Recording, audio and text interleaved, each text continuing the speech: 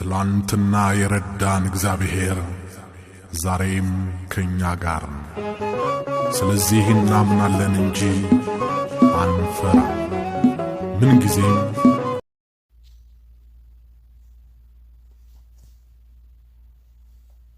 ሓደ አምላክ ብዙኾነ በስመ አብን ወልድን መንፈስ ቅዱስን አሜን። ናያደና ክርስቶስ ሳምራ ገሊ መበል 11 ክፋል ከንብብዬ መልካም ጊዜ ጸሎታን በረከታን ናያደና ክርስቶስ ሳምራ ንዘለዓለም ምስኩላትና ይኹን አሜን። ድሕሪ ብዙሕ ዘበን ናብ ዓለም ካብ ጫፍ ክሳዕ ጫፍ ፍራ ተለኣኸ ብዙሕ ሰብ እውን ተወድአ ኣብ ገዛናይ ኩሉ ሰብ በኻይን ሓዛንን ኾነ በዚ ዓይነት ሽግርን መንከራን እውን ንሰለስተ ዓመታት ዝኣክል ተቐመጡ። ካብ ዕለታት ሓደ መዓልቲ ኣደና ክርስቶስ ሳምራ ኣብ በዓታ ተቐሚጣ ኸላ ካብ እግዚኣብሔር ንደቂ ሰባት ምሕረት ክትልምን መንፈስ ኣለዓላ። ካብኡ ድማ ገዝኣ ሓፂያ ኣብ በዓታ ንወይና ተቐሚጣ ኸላ ካብ ወገን ሕማም ፌራ ሓደ መፂኡ ኣብ ጥቓ ኣፍ ገዝኣ ተቐመጠ።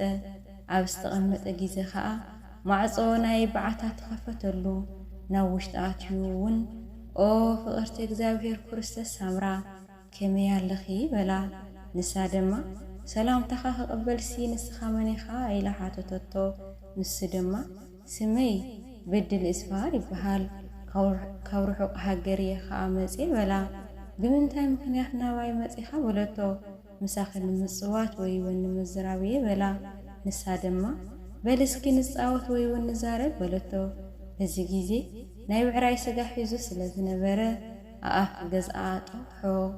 ኣብቲ ኣፍ ገዝኣ ኸዓ ናብቲ ክልተ ኣኽላባት ደቂሶም ይጽበይዎ ነበሩ።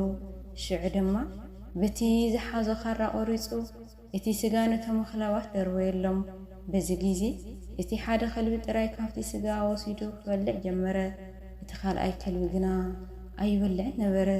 ንሳ ድማ ነቲ ዋና ኣኽላባት እቲ ሓደ ከልቢ እናበልዐ ስለምንታይ እቲ ሓደ ዘይበልዕ ኢላ ሓተተቶ።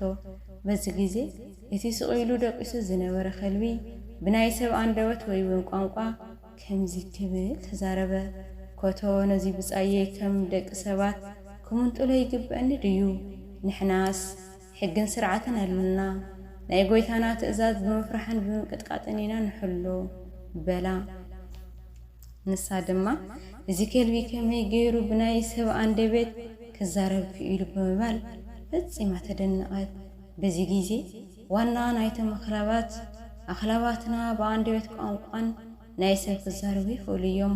ንሕና እውን ከምኡ ናይ ፈጣሪና ትእዛዝ ንሕሉ፣ ሕጊ እውን ኣይንጥሕስን። ኣይትዘምዉ ተባሂልኩም ንስኹም ግና ትዝምዉ ኣለኹም። ኣይትስረቁ ተባሂልኩም ተኣዚዝኩም ንስኹም ግና ትሰርቁ ኣለኹም። ኣይትቕተሉ ተባሂልኩም ተኣዚዝኩም ንስኹም ግና ትቐትሉ ኣለኹም። ከምዚ እናገበርኩም ናይ እግዚኣብሔር ትእዛዝ ስለ ትጥሕሱ ኣብ ምድሪ ነቶም ኣብ ምድሪ ትነብሩ ኩልኹምን መዓት ይእዘዘኩም በላ። ኦ ፍቕርቲ እግዚኣብሔር ክርስቶስ ሳምራ ስምዒ ክነግረኪ ካብ ፈጣሪ ትእዛዝ እንተደኣ መፂኡ ንሕና ድማ ብቓል ቅዱስ ሚካኤል ንእዘዝ። ንሱ ድማ ንሰባት ክትቀዝፉ ወይ እውን ክትቀትሉ እግዚአብሔር ቆጢፍኩም ካብ ሃገርኩም ውፅኡ ኢልኩም ኢሉ ይእዘዘና። ናይ መላእኽቲ ሓለቓ ቅዱስ ሚካኤል ከምዚ ኢሉ ኣብ ዝነግረና ግዜ ኣዝና ነንቀጥቅጥ። በዚ ግዜ መኳንንትን መሳፍንትን ኩሎም ምስ ንጉሶም ከማኸሩ ናብ ንጉሶም ይእከቡ። ንጉስ እውን ኣቶም መኳንንትን መሳፍንትን እግዚአብሔር ብመዓቱ ከየጥፍአና ናብ ዝተኣዘዝናዮ ቀልጢፍና ክንወፅእ ከይድኩም ምስ ኣንስትኩም ተማኸሩ ወይ እውን ተፋነው ይብሎም። እቶም መኳንንትን መሳፍንትን ከዓ ከይዶም ምስ ኣንስቶም ይማኸሩ። ካብኡ ድማ ንጉስ ምስ መኳንንቱን ምስ መሳፍንቱን ቀልጢፉ ኣብ ዝወፀ ግዜ ካባና ህፃን ፈላጥ ከይተባሃለ ዋላ ሓደ ከይተረፈ ኩሉ ቀልጢፉ ይወፅእ።